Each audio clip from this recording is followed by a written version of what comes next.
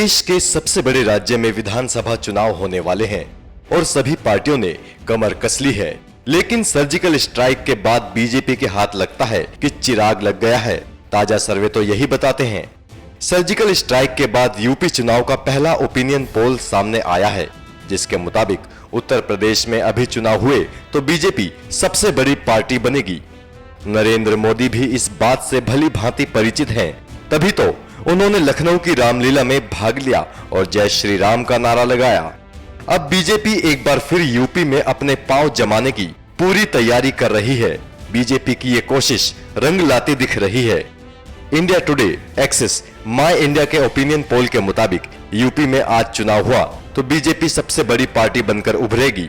सर्वे के मुताबिक बीजेपी को यूपी की कुल 403 विधानसभा सीटों में से 170 से 183 सीटें मिल सकती हैं।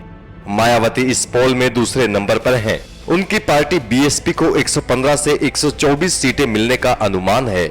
सबसे बुरी खबर सत्ताधारी समाजवादी पार्टी के लिए है, जिसे इस सर्वे में सिर्फ 94 से 103 सीटें मिलती दिख रही हैं। एक बार फिर कांग्रेस के लिए मुश्किलों वाले दिन ही आने वाले हैं।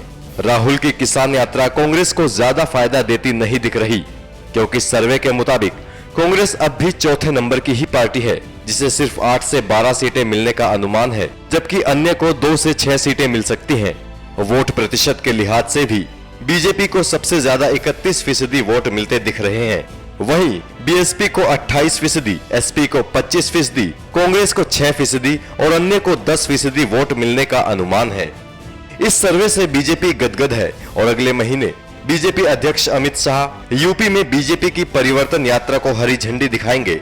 4 शहरों से शुरू होने वाली ये यात्रा लखनऊ में खत्म होगी और इस यात्रा के जरिए बीजेपी के विजय रथ को आगे बढ़ाने की पुरजोर कोशिश होगी, जिसमें बीजेपी के लिए सर्जिकल स्ट्राइक सबसे ज्यादा फायदे का सौदा होगा। एनएमएफ न्यूज की रिपोर्ट।